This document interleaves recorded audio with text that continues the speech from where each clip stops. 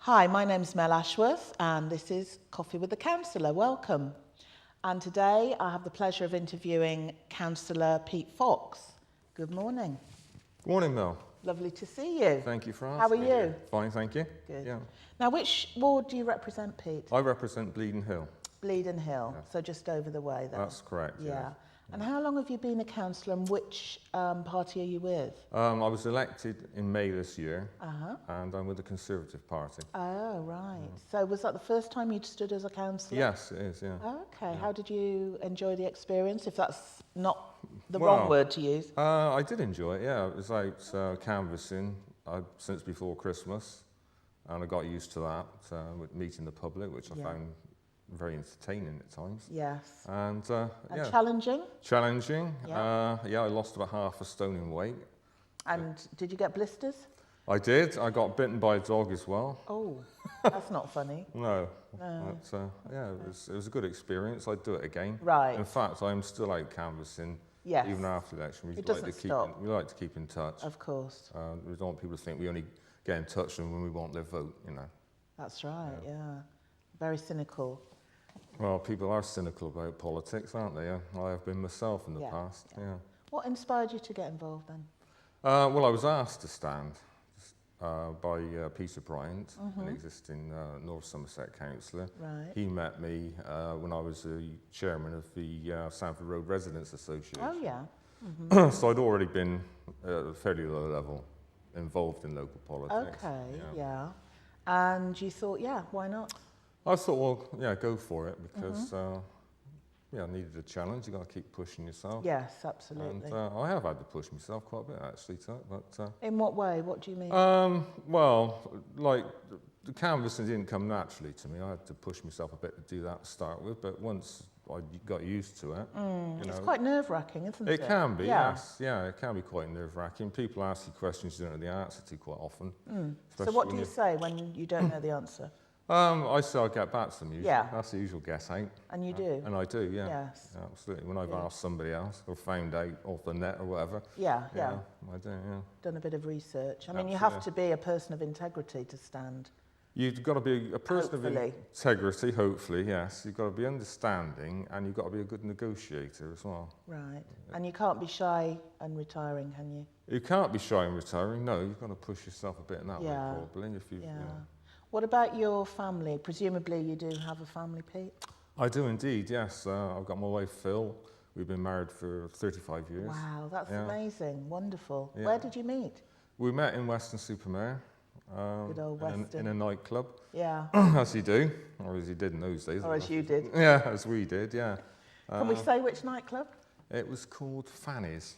I remember that. Do you? Yes. Yeah. I do remember. Gosh. Yeah, that's where we Forgotten met, yes. about that. Yeah.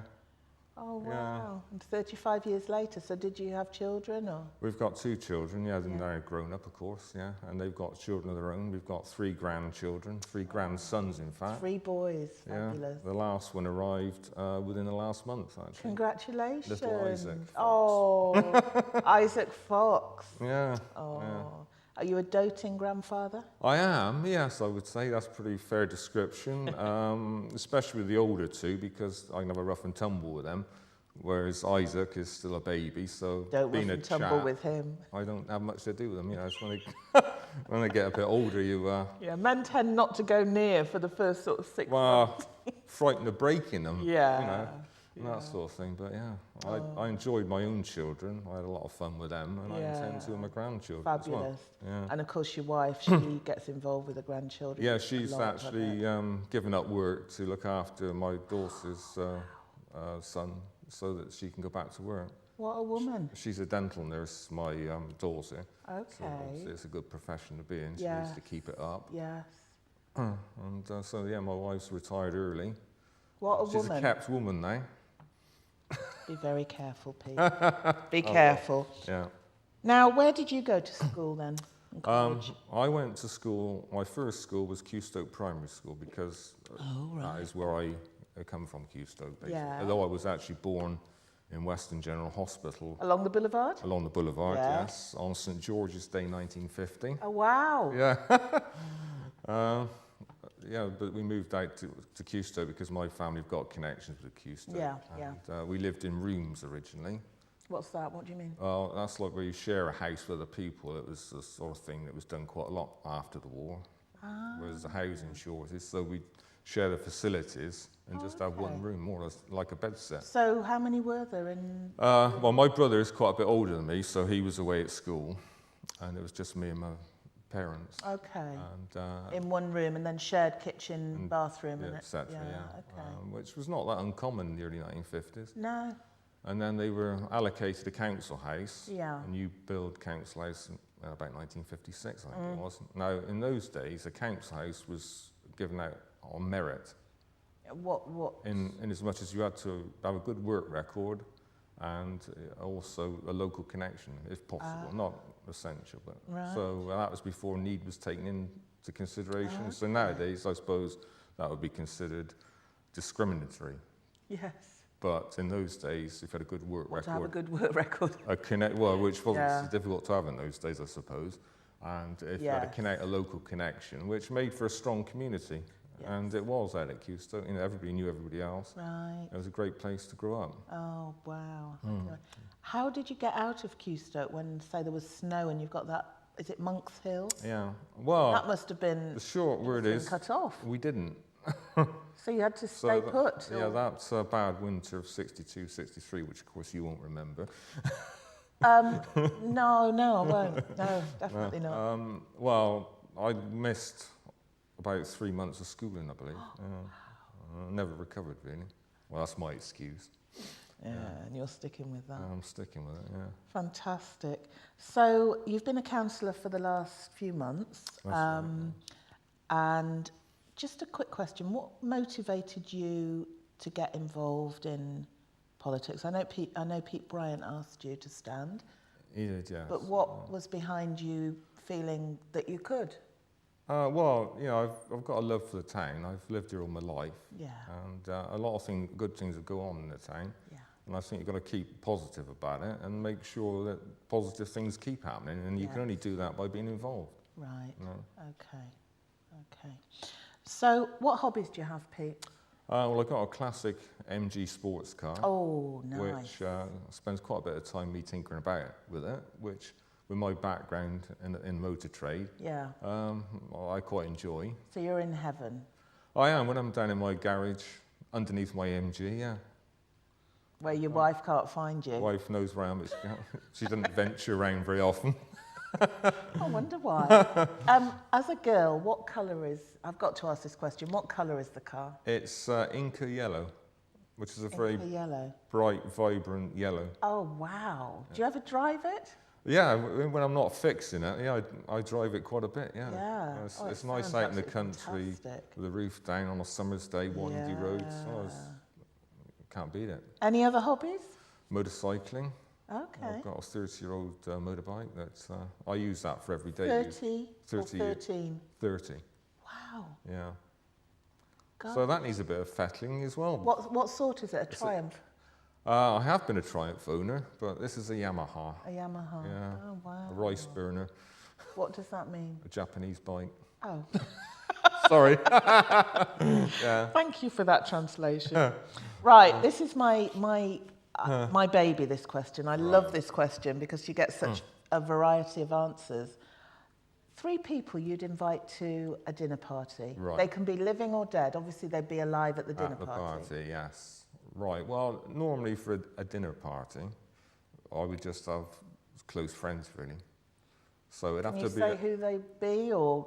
Well, mean, I would say, look, you know, people I know locally, which obviously our viewers won't know. All right. So well, what if about it's a people bigger that inspired you? If People... it's a bigger party, I would have somebody like Fine Young Cannibals.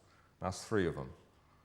Oh, that's cheating. Now, come Oh, on. that's in one hit, isn't it? I mean, they So would what are play their their names? They were, well, Roland Gift is the lead singer. I can't remember the name of the other 2 guys, but they would liven the party up. Would they? Are they still alive?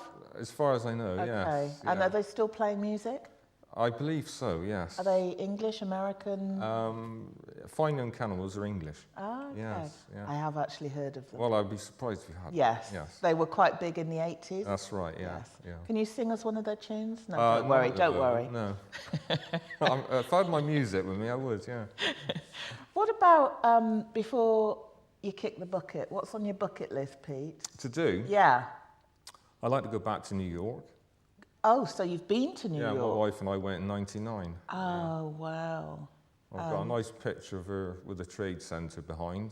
Really? Which is now history, of course. Yeah. And yeah, we'd like to go back to 99 you went? 1999, yeah. Little did you know what was about to happen. Well, that's right. 18 months, 2 years later. And our son actually was there more recently than that. And yeah, he was up on the top of the Trade Centre only about 9 months before it was attacked. So Wow, gosh. it was, Why New York? What was it a dream of yours to go? well, my wife had been previously at a works do. They won some sort of bonus. And she said she'd like me to go with her next time. And I've always been a fan of American cars and that sort of thing, the American way of life, in fact, really. And so we went in 99, as I say, and we'd like to go again because with New York, everything's almost within walking distance, really. Okay. And it's all on the block system, so you You can't can't really get lost. You can't get lost. And my wife said, well, we ought to go soon. Well, we're still fit enough to walk everywhere. Yes. You know, without having to get a taxi or the underground, which I did use actually on one occasion. Did you? Yeah. Yeah. Did you enjoy the experience? I did. I felt a lot safer over there than what I expected. Oh, that's interesting. Yes. Right. Is that because the police have guns over there? Well, I just didn't see any hassle, to be honest. Right. And I can only remember one person swearing on the street. That's quite interesting. I was isn't surprised it? how good it was there. And, you know, I didn't just go around Broadway. I had to get apart from my bike, and that entailed going to Queens, which is, you know, Wow. not the most savoury of areas, apparently. But I What didn't an- find a what an problem with that. experience. Yeah. And of course, they love the Brits accent, don't they? Did you Well, find people asking you to speak? I think a lot of people didn't realise I was English Is it why? because of Were my you West dressed in- Country accent. Oh, really? Yeah. They thought you were Yeah, I've maybe... been mistaken for, I've been abroad. I've been mistaken for being an American, or if not an American, usually a German for some reason. I think that must be something to do with the way I look. Goatee, isn't I it? don't know what it is, but Yeah. How funny. So you went back to New York then? my wife went back. That was the first time for me, but I'm hoping to go back. Yeah. Yes. Yeah. Yeah. And how did you feel when you? Because we've just gone past the 10-year anniversary, haven't we? Of you know, Ground Zero and the whole situation there. What did you feel when you watched it on the TV? Presumably, because they say everyone. I know. I remember where I was. Yes, When- I know exactly where I was. Yeah. And so did you feel? I was in Axbridge at the time, and well, obviously, first of all, you thought it was a terrible accident. I thought it was a film. I'd just come in and I thought it was a film, and then realised. It was quite surreal, really. First of all, I thought it was an accident because a plane did fly into the Empire State Building by accident once in the 1930s. But then, obviously, when the second one went, it never, you know, or even before that, really, people knew something had gone on, and it was terrorism. Yeah, it must have been strange having been there such a It short was, time before, yes, and then it was quite spooky, really. Yes, Terrible. Life-changing for the world, wasn't it? It was, yeah. Yeah.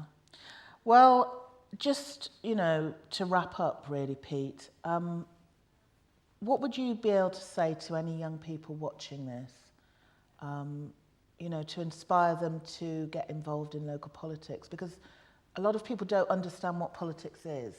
Well, a lot of young people And we think don't it's know. out of reach. And, you know, the next generation, we need to inspire them, don't we, to make a difference? I think they do need to be inspired, not only in local politics, but with careers, Generally. etc. Yeah. I mean, for me as a baby boomer, it's difficult to give advice about What do you employment. mean when you say baby boomer? Well, I was born in 1950. Yeah. And so I was born when I finished school in 1965, there was plenty of work about. In fact, I started work when I was 12, part-time. Wow. And Didn't they have laws against that then? I don't think so. So do you mean like a little part-time job? Yeah, at boy or weekends something? I was a luggage boy. For at Pontins holiday camp. Oh, really? Yeah. 10 shillings a day, Right. later reduced That's to 0. what, 50 pence? Yes. Yeah. That was reduced to 0. Reduced to 0. Well, the reason being that I made so much on tips, or we all did collectively, that we were earning more than a full-time staff for a day's work. So you lived on your tips. So in the end, we were paid just for tips, yeah. So a different world for young people It today. was, yes. So, basically what I would say, I have been unemployed briefly in the 1980s. I was made redundant from Westlands. And during that time, I was out of work. I wasn't totally out of work, I was always doing something. I kept a diary, so every day I had to put something constructive in there. Oh, that's a good idea.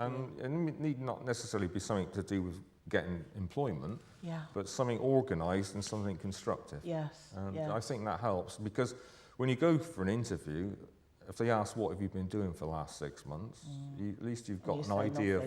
You can't say nothing. You've got to say either I've been continuing with education, or been taking part in a football team or whatever. As long as you've been doing something rather than just sat on your butt. Yes. Basically. And everything that you do can work towards you then going into something. Well, and that's another thing. If you get offered a job which you don't particularly like, but I would say take it, because it's easier to go from one job to another than it is from unemployment to a good job. That's what I found. Totally. And this is the thing, isn't it? Yes. Take something rather than even if it means going for older people. I remember I've had to go back in my career. I've gone up. You've gone back to almost go forward again. Yes, because I've had to take another job which was less pay, less status possibly, and just got to bite the bullet and do it. Right. And that was like as recently as the 1980s. And that's a really good lesson to say, because I think a lot of young people and a lot of people generally say, well, I'm not doing that. Well, I think really that, I'm not going to do that because it's not, I'm better than that. Yeah. Well, That now, this is the situation. And, this is, the reality is that you need a job, and you need a reason to get out of bed in the morning, because same way as work can become a drug, so can doing nothing. Absolutely. And, I've always kept busy, and that's the way I intend going. Yeah. Well, it's been a pleasure. Oh, thank you, Mel. I've enjoyed it as well. Talking to you. Yeah. Thank you so much for coming in. I really appreciate that. Bye-bye. Bye-bye, Pete. And that's it for Coffee with the Councillor. My name's Mel Ashworth, and we'd love to have your questions, so please do call us, and we'll see you next time. Thank you. Bye-bye.